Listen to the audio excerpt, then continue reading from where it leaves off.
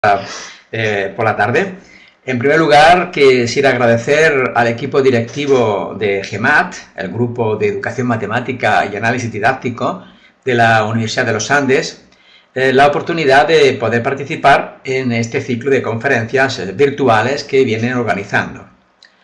En mi caso, he considerado interesante o pertinente compartir con ustedes algunas ideas, específicamente una herramienta que puede considerarse como una herramienta para el análisis didáctico que venimos desarrollando desde hace varios años aquí en el grupo de investigación de la Universidad de Granada y que denominamos idoneidad didáctica. De manera que el título de la conferencia, de la presentación que les voy a hacer, he seleccionado este título de Indicadores de idoneidad didáctica de procesos de enseñanza y aprendizaje de las matemáticas. Yo distribuí a las organizadoras un texto, un artículo, entiendo que ustedes han podido leerlo, si no, pues en los próximos días podrán ustedes profundizar en estas ideas. Lo que voy a hacer es pues una síntesis y unas explicaciones complementarias del contenido de ese trabajo. En primer lugar voy a empezar con una situación para poder contextualizar y motivar el contenido de la presentación y también para poder entender un poco de cuál es la finalidad de esta herramienta de análisis didáctico, ¿no? Entonces voy a utilizar un breve texto de los estándares de NCTM, del estándar 2000, que es bastante ilustrativo de algunos criterios que se consideran de calidad o de idoneidad de los procesos de enseñanza y aprendizaje de la matemática. Es un texto titulado Una visión de las matemáticas escolares y viene un poco como la introducción de ese documento. Posiblemente creo que ustedes estarán familiarizados con este documento. Entonces lo he puesto aquí, no es muy extenso, y vamos a hacer una lectura un poquito rápida de este texto, porque luego voy a hacer referencia a precisamente cómo en este texto se presentan, ¿verdad?, ideas que tienen que ver, que tienen una conexión con esta noción que nosotros desarrollamos de la idoneidad didáctica. Entonces, el texto comienza así. Imagine una clase, una escuela, un distrito escolar, donde todos los estudiantes tienen acceso a una instrucción matemática atractiva y de alta calidad. Verán que he puesto en rojo pues algunas ideas, algunos párrafos. Luego ustedes pueden, cuando tengan disponible la presentación, pues pueden volver a esto, ¿no? Se proponen unas expectativas ambiciosas para todos, con adaptación para aquellos que lo necesitan. Los profesores están bien formados, tienen recursos adecuados que apoyan su trabajo y están estimulados en su desarrollo profesional. El currículum es matemáticamente rico y ofrece oportunidades a los estudiantes de aprender conceptos y procedimientos matemáticos con comprensión. La tecnología es un componente esencial de ese entorno. Los estudiantes de manera confiada se comprometen con tareas matemáticas complejas, elegidas cuidadosamente por los profesores. Se apoyan en conocimiento de una amplia variedad de contenidos matemáticos, a veces enfocando el mismo problema desde diferentes perspectivas matemáticas o representando las matemáticas de maneras diferentes, hasta que encuentran métodos que les permiten progresar. Los profesores ayudan a los estudiantes a hacer, refinar y explorar conjeturas sobre la base de la evidencia y usan una variedad de razonamientos y técnicas de prueba para confirmar o rechazar las conjeturas. Los estudiantes son resolutores flexibles de problemas y tienen recursos variados. Solos o en grupos y con acceso a la tecnología, los estudiantes trabajan de manera productiva y reflexiva con la guía experimentada de sus profesores. Los estudiantes son capaces de comunicar sus ideas y resultados oralmente o por escrito de manera efectiva, valoran las matemáticas y se comprometen activamente en su aprendizaje. Bien, como verán, aquí se hace una especie de paisaje, ¿verdad?, una descripción bastante ideal, ¿verdad?, de los procesos de enseñanza y aprendizaje de las matemáticas. Bien, entonces lo que voy a llamar la atención es que si tuviéramos ocasión de volver a leer, de analizar, digamos, hacer un análisis de contenido de este texto, vemos cómo se refleja, yo creo que con bastante claridad, la complejidad de los procesos de ciencia-aprendizaje.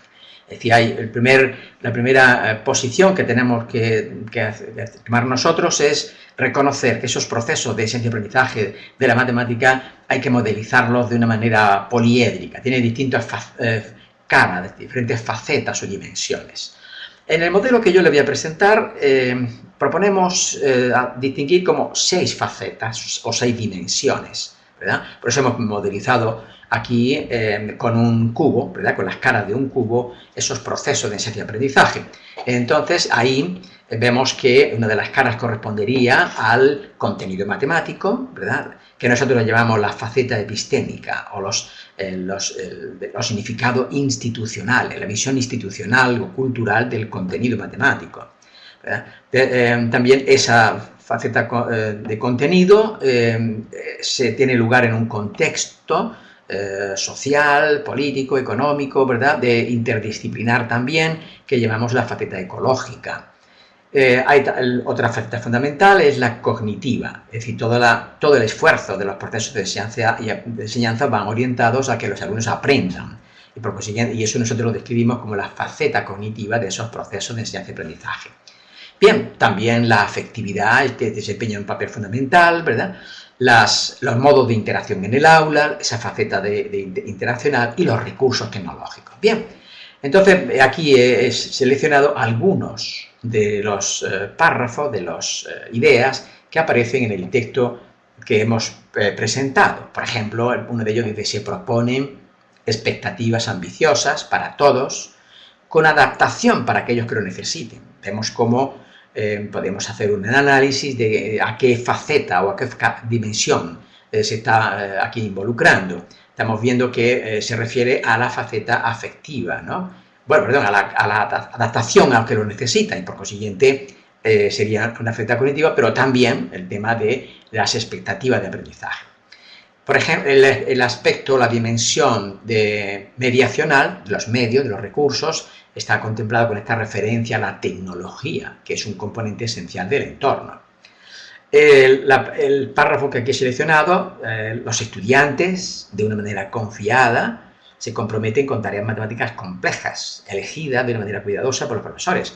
Está aquí claramente esa faceta, ¿verdad?, de afectividad, ¿no? Y finalmente he seleccionado aquí también esta idea de que los profesores ayudan a los estudiantes a hacer, refinar y explorar conjeturas sobre la base de la evidencia y usan una variedad de razonamientos y técnicas de prueba para confirmar o rechazar las conjeturas. Bueno, entonces, como motivación, bueno, voy a comprobar que realmente ustedes me están escuchando. Tengo ahora dudas de si... Vamos a regresar un poquito a la parte, porque tengo dudas de si realmente me están escuchando. A ver, imagino que sí. A ver, Sara, ¿puede ponerme algún mensaje, algún chat para confirmar que están escuchando correctamente? A ver... Me imagino que sí. No sé si alguien puede confirmarme de que me estén escuchando. Bien, bien, bien. Es que no veía en mi cámara web, no veía ninguna indicación. Bien, podemos continuar entonces, ¿no? De acuerdo. Bueno, entonces continuamos. Entonces, digamos que esta lectura que hemos hecho de ese breve párrafo nos permite entrar en esta problemática de reflexión sobre los rasgos de calidad de una enseñanza de las matemáticas. Lo que quiero mostrar es que esa apreciación, digamos, que intuitivamente podemos observar de la lectura de ese texto, que vemos que en efecto ahí se está describiendo unos rasgos, digamos, positivos de cómo debería ser la enseñanza del aprendizaje. Entiendo que debiera de disponerse de algunas herramientas, de unas pautas que de una manera sistemática pudiéramos nosotros aplicar o utilizar para, bueno, de una manera no así, digamos, intuitiva y espontánea, decir, bueno, esto es una enseñanza de calidad, esto no. Se trata de generar un instrumento que de una manera sistemática nos ayude a pensar desde un punto de vista de la investigación, pero también desde un punto de vista de la enseñanza, de la práctica de la enseñanza. Entonces, lo que con frecuencia observamos que la investigación didáctica se ha centrado, y en gran medida también continúa centrada, en estudio de carácter descriptivo, sobre aspectos cognitivos, de aprendizaje, sobre el pensamiento del profesor, y en algunos casos proporcionando explicaciones de las dificultades y de los factores que condicionan los procesos de enseñanza y aprendizaje. Sin embargo, consideramos nosotros necesario abordar de una manera sistemática la cuestión tecnológica del diseño, del desarrollo y la evaluación de propuestas de intervención en el aula. El objetivo de mejorar los procesos de enseñanza y aprendizaje está en la base de cualquier esfuerzo de investigación y de innovación. Sin embargo, la complejidad de estos procesos nos lleva a ser precavidos a la hora de proponer normas, reglas para la intervención en esos sistemas didácticos. Ciertamente no disponemos de recetas de cómo enseñar, pero eso no significa que no tengamos ciertos conocimientos que nos permitan tomar algunas decisiones locales preferentes. Es decir, vemos que no podemos, la didáctica de la matemática no tiene un desarrollo suficiente para decir, bueno, en esta circunstancia usted debe de enseñar así o de esta manera. No, pero sí hay conocimientos, criterios, sobre los cuales hay un cierto consenso. Y esta idea de idoneidad didáctica trata de, digamos, captar, ¿verdad?, esos consensos que puede haber en cuanto a criterios de idoneidad. Entonces lo que voy a hacer es, voy a abordar esa problemática del diseño en educación matemática desde la perspectiva aportada por el marco teórico que venimos nosotros desarrollando en la Universidad de Granada en colaboración con otros colegas de otras universidades, que llamamos enfoque ontosemiótico del conocimiento matemático. Se trata de un marco, voy a decir brevemente, ¿no?, porque el objetivo no es desarrollar, pero sí es necesario mostrar un poco la fundamentación de esta idea de idoneidad y la pauta de los criterios de idoneidad didáctica, que sí tienen un componente práctico, ¿verdad?, cuál es un poco los fundamentos. Se trata de un marco teórico emergente en educación matemática que también puede ser aplicado a otras, con algunas adaptaciones a otras áreas curriculares. Pensamos que este enfoque, que llamamos, a veces lo describimos con estas siglas de EOS, enfoque ontosemiótico, ya se entiende que es del conocimiento y de la enseñanza, de la instrucción matemática, puede aportar elementos originales y significativos para para elaborar una teoría de diseño instruccional apropiada para orientar los procesos de enseñanza y aprendizaje de las matemáticas. La noción de idoneidad didáctica, que presentamos en el documento, en el artículo que ustedes han podido leer y que ahora voy a sintetizar, junto con este sistema de indicadores que desarrollan esa noción, puede ser una herramienta de trabajo para el investigador, pero también para el profesor. Entonces, voy a decir brevemente un poquito de estas herramientas. En varios trabajos he venido desarrollando, colaboración, por ejemplo, también con Carmen Batanero, con el profesor Font, de otras universidades, un sistema de nociones teóricas sobre la naturaleza, el origen y el significado del objeto matemático desde una perspectiva educativa. Bien. Una selección de publicaciones donde están desarrolladas estas ideas las pueden encontrar en la página web, en mi página web, o bien también la de Carmen Batanero, Vicent Font, tienen una colección de artículos de trabajo donde se vienen desarrollando. Tratamos de articular de una manera coherente las dimensiones epistémicas, no se asusten un poco por estas expresiones un poco técnicas, que en definitiva se trata del conocimiento matemático, pero entendido de una manera específica, ¿verdad? Aquí decimos que esa dimensión epistémica tiene en cuenta los significados institucionales o socioculturales del contenido matemático y la faceta cognitiva que atiende a los significados personales o psicológicos individuales. Estas nociones constituyen un primer paso para abordar los problemas de enseñanza y aprendizaje, ya que se centran en modelizar los propios conocimientos y los aprendizajes logrados. Digamos que el trasfondo, los supuestos de este modelo teórico es una perspectiva de tipo antropológico y sociocultural. Es decir, las matemáticas se entiende que es una actividad humana y los objetos matemáticos emergen de las prácticas matemáticas, de la actividad humana. También adoptamos y desarrollamos un modelo de cognición sobre bases semióticas, la importancia que le atribuimos también al lenguaje, las diferentes formas de representación, y en ese caso nos lleva a la semiótica como la disciplina que se ocupa de los signos, ¿verdad? Pero también un modelo instruccional sobre base socioconstructivista. Y luego la articulación de todas estas dimensiones, por eso decimos también que es un modelo sistémico y ecológico que las relaciona.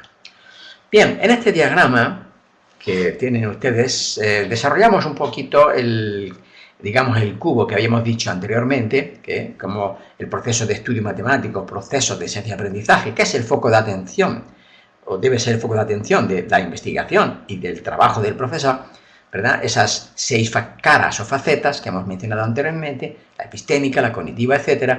Y lo que nosotros hemos venido desarrollando es que cada una de esas facetas puede ser analizada con diferentes niveles de análisis. Un nivel de práctica, de actividad matemática, de objetos, configuración de objetos, de las normas y de la idoneidad didáctica. Es decir, la idoneidad didáctica viene a ser un poco como un criterio, una mirada global a todo el proceso que nos está dando pautas, criterios de calidad de esos procesos.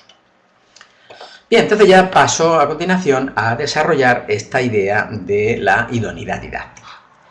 Porque reconozco que en los primeros trabajos que hemos desarrollado nosotros, nuestro foco de atención ha sido, digamos, la matemática en sí, que la hemos problematizado, es decir, hemos visto esa faceta epistémica que hay que tener desde un punto de vista, digamos, de la investigación y también de la práctica del profesor.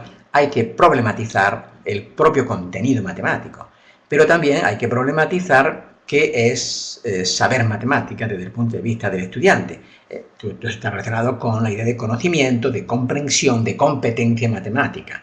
Bien, pero una vez que se tiene un modelo que ayuda a entender esas facetas epistémica y cognitiva, hace falta pasar a la acción. Realmente el problema didáctico, verdaderamente didáctico, es, digamos, lo que ocurre dentro de la sala de clase o, en definitiva, a todo el proceso complejo que lleva a interactuar el contenido, el profesor, los estudiantes, el contexto, ¿verdad? Bien, entonces nosotros también hemos estado interesados en desarrollar las consecuencias, digamos, para la instrucción matemática de esa visión epistemológica y cognitiva, ¿no? Bien, entonces la noción de idoneidad didáctica de un proceso va orientado en esa dirección.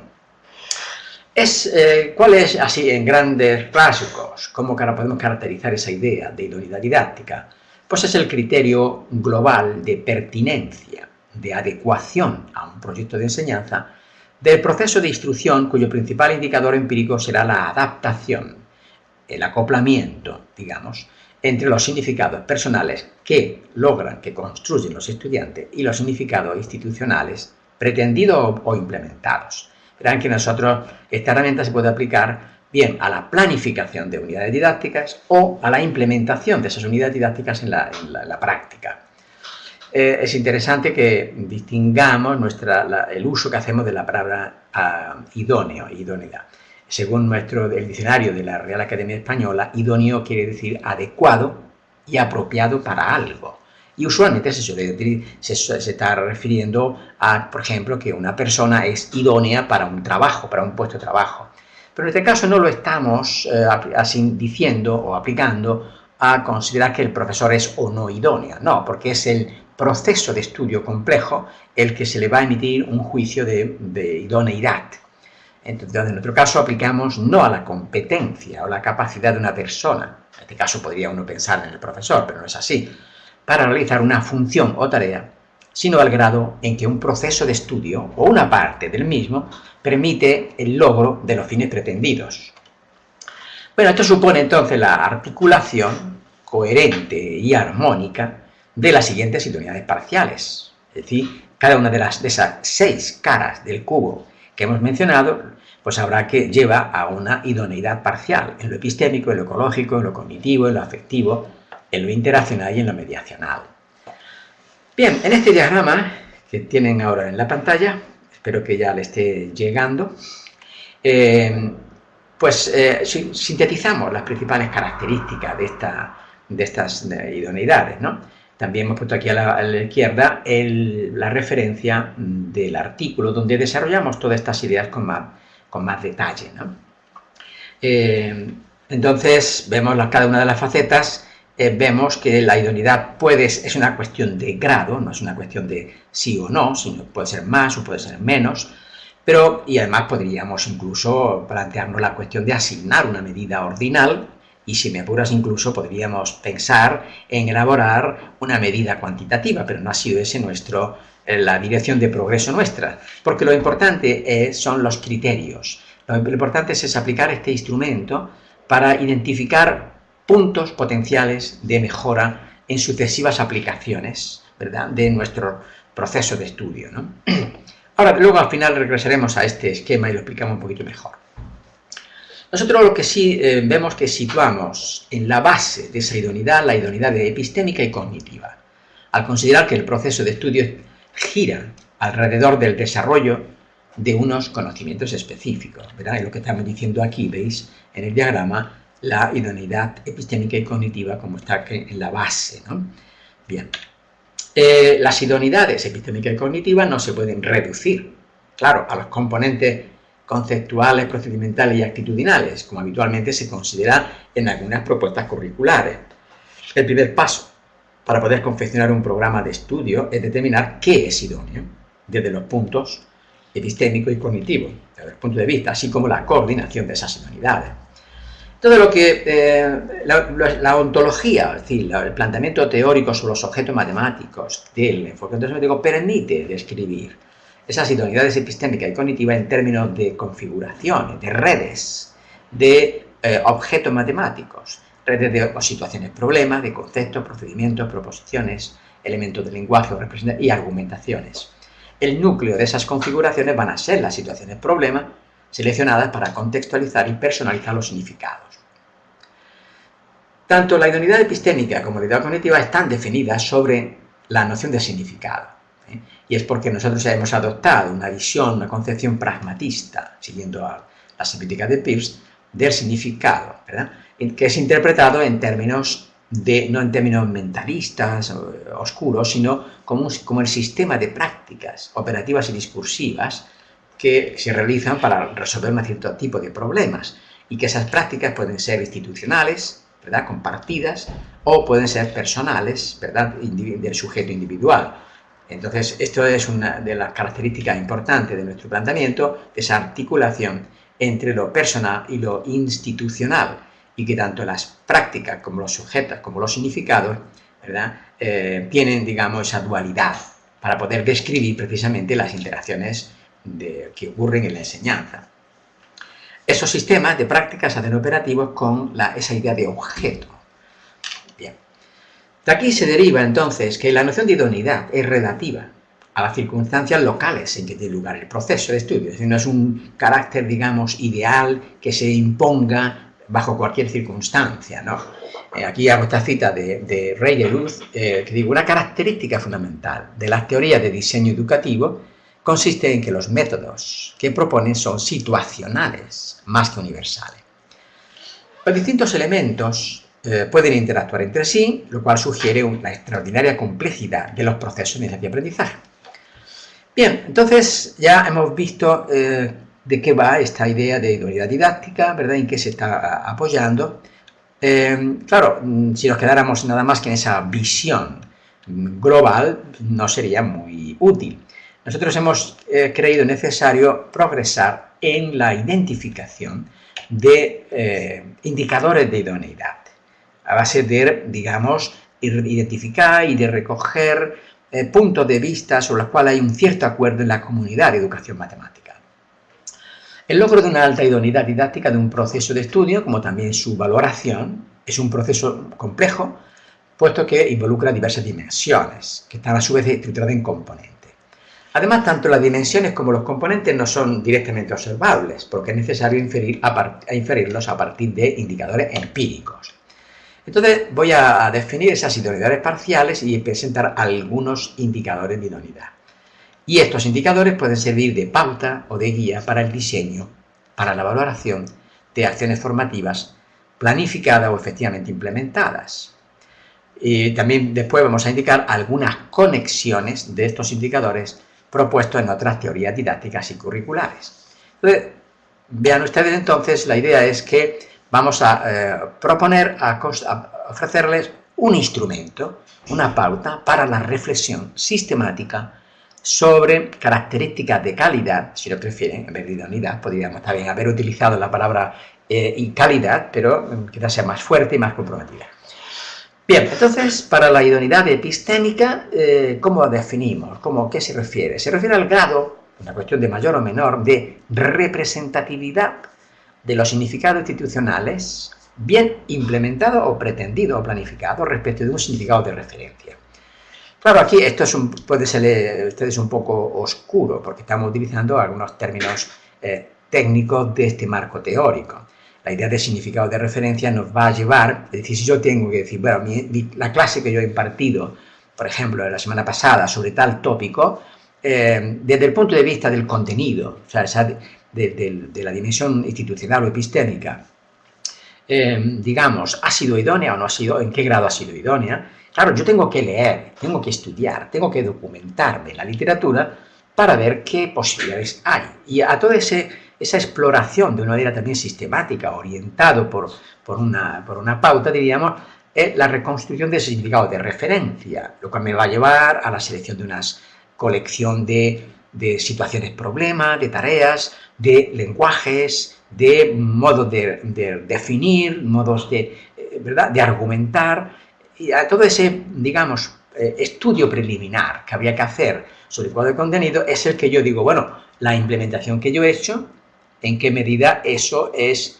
representativo de ese significado de referencia. Esta es la idea de que la idoneidad epistémica es el grado de representatividad de los significados que yo implemento, que yo planifico respecto de un trasfondo que me ofrece la investigación y que tendré que explorar. Entonces, el análisis de la idoneidad epistémica precisa, entonces, como digo, la definición previa de un significado de referencia, ¿verdad? Bien, voy a pasar muy deprisa, ya han visto en el artículo, si no lo han leído, lo pueden leer después, hemos incluido un conjunto de tablas en las cuales incluimos las componentes e indicadores. Por ejemplo, en el tema de la idoneidad epistémica, vemos que hace falta fijarse la atención en, como componentes, lo que hay aquí a la izquierda, situaciones, problemas, que esto podemos conectarlo, podemos relacionarlo con la idea, con el componente de la fenomenología, por ejemplo, el que creo que ustedes están familiarizados por la aproximación al análisis didáctico que ustedes han estudiado, ¿verdad?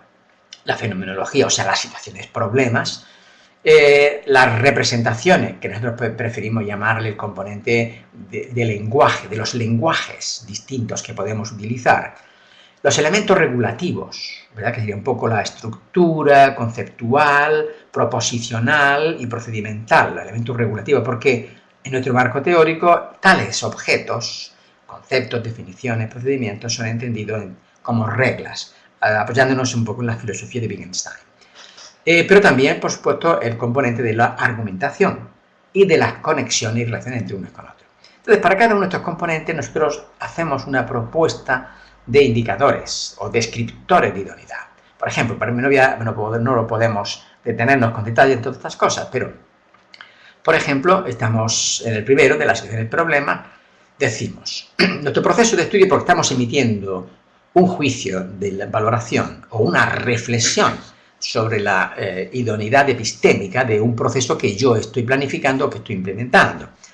Bueno, pues entonces tengo que fijarme en que se incluye una selección de una muestra representativa y articulada de situaciones, de contextualización, de ejercitación y aplicación. Dejamos así ese indicador. Son los problemas, pero los problemas tienen un rol diferente en el proceso de estudio. Hay problemas de contextualización y de introducción, diríamos, también de aplicación, pero también tiene un lugar en todo este proceso de ese aprendizaje la ejercitación de ciertas rutinas y por consiguiente habrá que seleccionar tales cosas. Bien, pero también otro indicador que hemos puesto aquí es, se proponen situaciones de generación de problemas por parte de los propios estudiantes, lo que lleva a poner a funcionar el proceso de problematización. Para el tema del lenguaje, bueno, pues yo tengo que emitir un juicio de idoneidad y me fijo en el uso de diferentes modos de expresión, verbal, gráfico, simbólico. Me fijo también en las traducciones y conversiones entre esos distintos lenguajes. Pues, en la presencia o ausencia de tales modos diversos de representación y de conversión y traducción, me va a dar una idea de si en ese componente es más o menos idóneo, pero sobre todo también identificar puntos en los cuales yo podría mejorar, por ejemplo, utilizando nuevas representaciones gráficas, etc. También, como ven, añadimos un nivel adecuado del lenguaje para el nivel a que se dirige. Se promueve también la expresión y la por parte de los propios estudiantes y el proceso de interpretación. Bien, no vamos a leer con detalle, ustedes luego después en el trabajo lo pueden ver, como ahí tienen una pauta, una guía para mirarlo. Bien, entonces el juicio positivo sobre la idoneidad epistémica o de contenido matemático, ¿verdad? No les asuste esta expresión un poco técnica, la idoneidad del contenido matemático en sí mismo, del proceso de estudio debe tener en cuenta las conexiones e interacciones entre elementos. Por ejemplo, los elementos conceptuales, proposicionales y procedimentales deben haber sido contextualizados mediante las situaciones, explicados y justificados con argumentos pertinentes, y todos estos elementos soportados mediante recursos expresivos.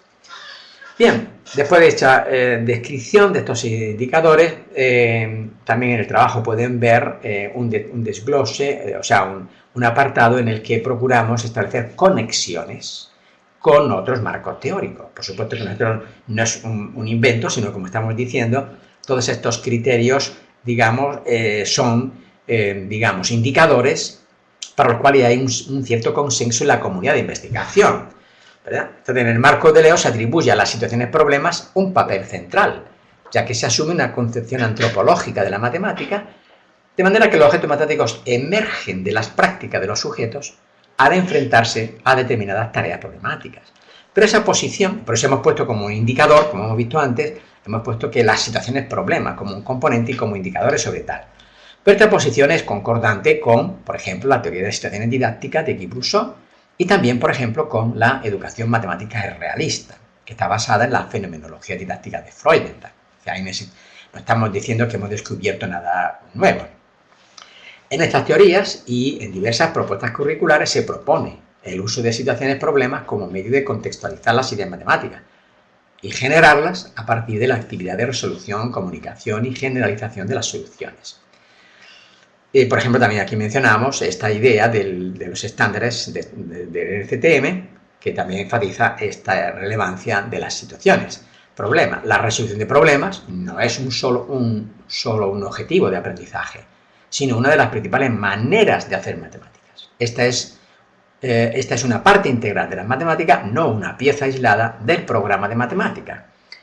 Los estudiantes necesitan tener oportunidades frecuentes para formular, enfrentar y resolver problemas complejos que requieren mucho esfuerzo. Vemos entonces como concordancias con dos teorías o también propuestas curriculares muy extendidas.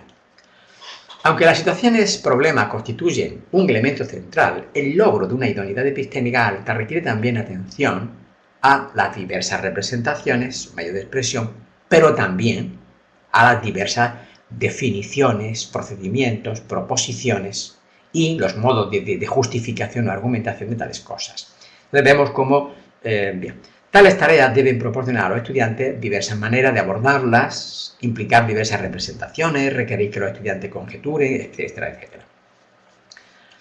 Bien, también aquí mencionamos la idea de relación, de conexión. Las matemáticas son un campo de estudio integrado. En el CTM, de nuevo, en un currículum coherente, las ideas matemáticas están relacionadas y se construyen unas sobre otras. Esta posición de interconexión entre las ideas concuerda con el principio de interconexión en el marco teórico de la educación matemática realista. Esta es la derivada del Instituto Freudenthal.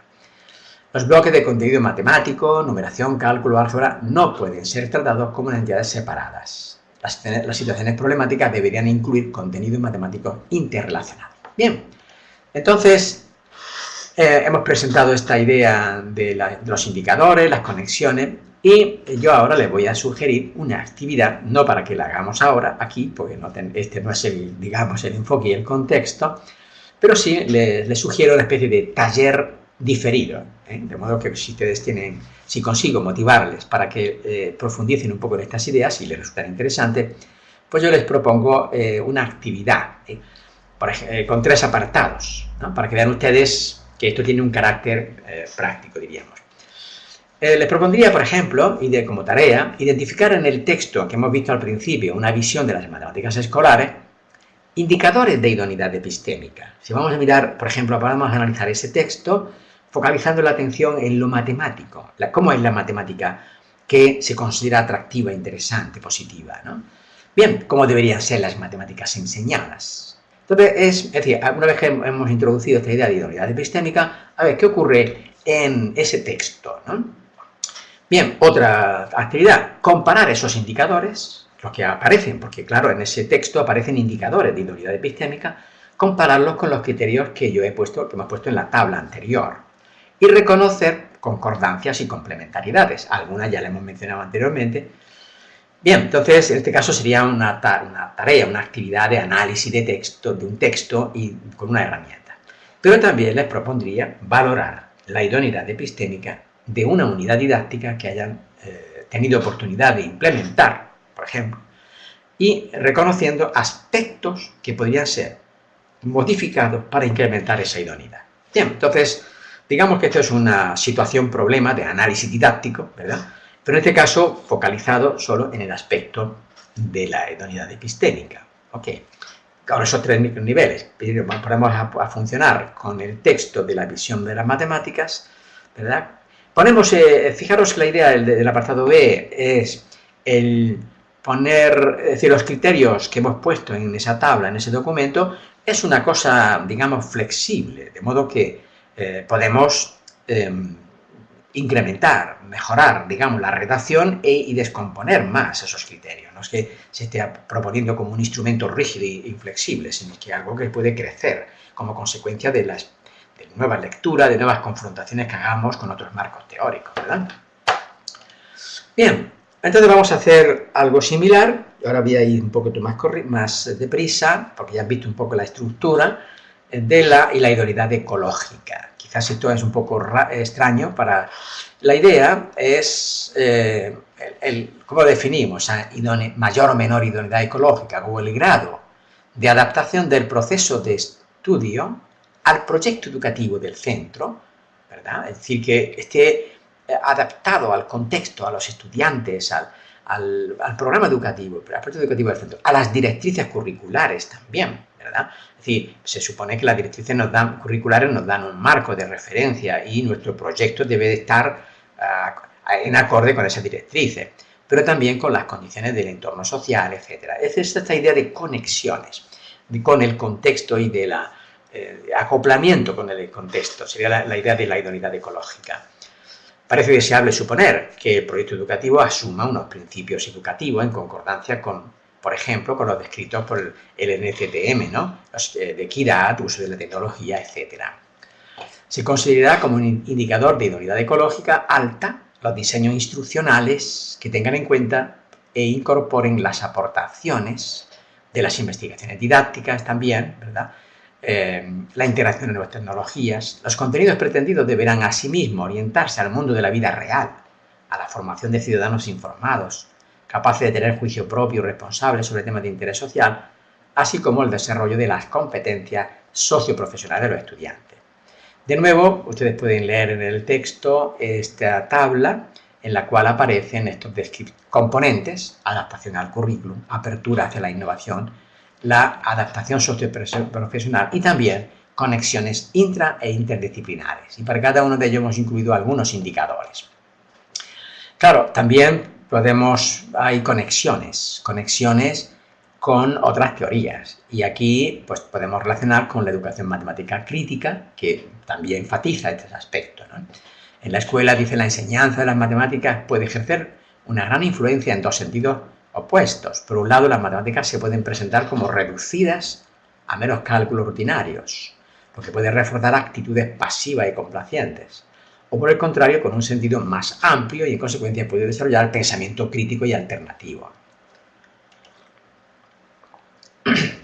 Bien, entonces después hay otro apartado con la idoneidad cognitiva. La idea de aquí es más o menos idóneo desde el punto de vista cognitivo. Esta idea expresa el grado en que los significados que se planifican o que se implementan, pretendido o implementado, están en la zona de desarrollo potencial de los alumnos. Pero también, al mismo tiempo, es decir, de cierta manera que hay una proximidad de los elementos, de lo que se pretende a las posibilidades de los alumnos. Pero también una cierta proximidad entre los significados logrados, es decir, si hemos planificado unos ciertos significados, ¿verdad? Bueno, si se consiguen o no se consiguen esos significados, la proximidad de los significados personales a los significados pretendidos. Bueno, aquí también los significados personales son concebidos como los significados institucionales, como prácticas operativas y discursivas, que son capaces de realizar los estudiantes a propósito de un cierto tipo de problemas. Bien, de nuevo hemos incorporado aquí unas componentes e indicadores. Vamos a pasar, ¿verdad? El juicio positivo sobre la idoneidad cognitiva se basará entonces en la existencia de una evaluación inicial de significados personales, a fin de comprobar que los significados pretendidos suponen un reto manejable para los estudiantes, la existencia de adaptaciones curriculares que tengan en cuenta esas diferencias individuales y finalmente que los aprendizajes logrados estén lo más próximos posibles a los significados institucionales pretendidos o implementados. También aquí de nuevo hacemos una referencia a que hay conexiones, por ejemplo, con 3 de los 6 principios formulados por el LCTM sobre la enseñanza de las matemáticas, que tienen que ver relación con la idoneidad cognitiva. Por ejemplo, el principio de igualdad, ¿verdad? Indica la excelencia, la educación matemática, etcétera, etcétera. Bueno, voy a avanzar un poco más deprisa porque el compromiso era 45 minutos para luego dejarle a ustedes tiempo de plantear cuestiones. También el principio de aprendizaje, el principio de evaluación, etcétera. En cuanto a la idoneidad afectiva, será el grado de implicación, de interés, de motivación de los alumnos, ¿verdad? También aquí vemos que hay unas componentes, intereses y necesidades, actitudes, emociones. Habría posiblemente también que añadir, porque otros modelos teóricos en esta dimensión afectiva incorporan también, por ejemplo, el tema de las creencias de los estudiantes sobre las matemáticas, sobre la enseñanza, ¿verdad? También podríamos crear como un componente adicional. Y para cada una de estas componentes aparecen unos indicadores empíricos. Bien, vamos a avanzar un poco. La idoneidad interaccional tiene en cuenta los modos de interacción, ¿verdad? Entre profesores y estudiantes, ¿verdad? Bien, esa es la interacción. Y aquí de nuevo también tenemos unas componentes, la interacción docente y discente, la interacción entre discentes y también el elemento de la autonomía. Es decir, hay marcos teóricos y resultados de investigaciones que se valoran la autonomía del estudiante en el propio aprendizaje, de tal manera que, como decimos en este indicador, se contemplan momentos en los que los estudiantes asumen la responsabilidad del estudio en momentos de exploración, de formulación, de validación. Eso es también un indicador positivo, pero bueno, no el único, como algunos marcos teóricos suponen. Bien, está claro que las configuraciones de tipo dialógico, de diálogo, de trabajo cooperativo, tendrán potencialmente una mayor idoneidad interaccional que la de tipo magistral y de trabajo individual, puesto que los estudiantes muestran su relación con los objetos y por tanto el profesor tiene indicadores explícitos de esa relación. Bueno, entonces vamos a avanzar un poquito. Las conexiones también, como decimos en esta parte de interacción, pues esto está relacionado con la teoría de situaciones de Bouchot, que enfatizan los momentos de trabajo autónomo de los estudiantes, lo que llamamos momentos adidácticos, pero también uno de los principios fundamentales de Freudenthal para la educación matemática es que los estudiantes tengan una oportunidad guiada de reinventar las matemáticas, es lo que estamos incluyendo.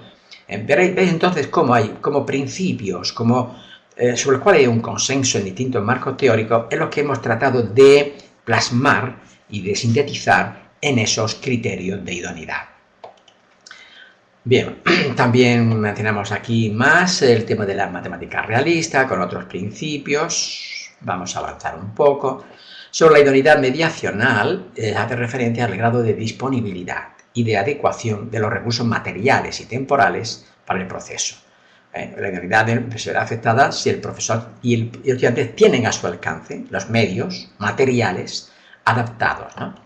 De nuevo, aquí tenemos como componente los recursos materiales, pero también el número de estudiantes, el tiempo que sea disponible, etcétera, etcétera. Y las conexiones con otras disciplinas, con otros marcos teóricos también son evidentes. En el CTM, por ejemplo, el énfasis que concede a los recursos tecnológicos, a la tecnología. Bien, en el trabajo también somos conscientes de las interacciones entre las facetas. Hemos hecho un desglose analítico, pero sin que eso suponga que pensar que las facetas no están interconectadas, por supuesto que sí, ¿no? Y que eso también lo enfatizan, por ejemplo, el principio de conexiones o de los del EDCTM, ¿no? Bien, también se corresponde con el otro principio de la educación matemática realista que pone en relación los aspectos epistémicos con los cognitivos, ¿ok? Finalmente, entonces, la articulación flexible de esas idoneidades parciales es la que lleva a construir esta idea de idoneidad didáctica entendida en un sentido global, que es lo que reflejamos en este diagrama de esta diapositiva, ¿no? Bien, entonces, en cada una de las idoneidades hemos destacado un término clave que nos lleva a pensar en esos criterios. En la epistémica hemos visto la representatividad, en la cognitiva la proximidad, en la afectiva la implicación, en la interaccional la negociación de significados, el diálogo, la interacción, la comunicación, en la disponibilidad de los recursos técnicos, ¿verdad? Y la ecológica la adaptación. Ok. Bien, ya como síntesis, decimos que la idoneidad es una herramienta para el análisis y la síntesis didáctica. Análisis didáctico y la síntesis didáctica. Yo pienso que ustedes que están familiarizados con esta idea del análisis didáctico, pero que lo vienen realizando usando herramientas teóricas de otro marco teórico. Aquí tienen otro ejemplo de que el análisis didáctico hay que entenderlo de una manera flexible, no es un nombre propio, sino un nombre común. El análisis didáctico depende de las herramientas que utilizamos para analizar. En este caso yo les estoy ofreciendo una herramienta que es la noción de idoneidad didáctica y otras interconectadas que también permiten hacer análisis didáctico que pueden ser complementarios de los que ustedes vienen realizando con otras herramientas. Entonces, vemos que el sistema de indicadores que hemos propuesto puede ser una ayuda o una guía, una pauta para realizar la reflexión del profesor sobre su propia práctica. O sea, ustedes a lo mejor están viendo, esta es una herramienta teórica que viene del campo de la investigación, etcétera, pero finalmente esto se está concretando en una especie de pauta, de guía, de instrumento que lo podemos utilizar para reflexionar sobre nuestra propia práctica. Y de hecho nosotros estamos usándolo en la formación inicial de maestros, de profesores de educación primaria, para ayudarle a hacer esa reflexión, ¿verdad? Bien, entonces, en síntesis, vemos que es necesario que los profesores planifiquen la enseñanza teniendo en cuenta los significados institucionales que se pretenden estudiar, adoptando para esos una visión amplia, no reducida solo a aspectos discursivos. También es necesario diseñar e implementar trayectorias didácticas que tengan en cuenta los conocimientos iniciales, la idoneidad cognitiva, sus intereses y motivaciones, idoneidad afectiva, identificar y resolver los conflictos de significado que aparecen en cualquier proceso de estudio, empleando los modos de interacción y los recursos materiales. Se nos lleva a la idoneidad interaccional y mediacional. Y finalmente es necesario que el proceso de estudio responda al proyecto educativo y sea compatible con las restricciones y condiciones del entorno, que es la idoneidad ecológica. Bien, aquí les dejo finalmente alguna referencia complementaria que ustedes, si he conseguido motivarles, podrían leer, ¿no? La noción de idoneidad la publicamos en un artículo inicialmente en el año 2006, con este artículo de Research, de Mathematics.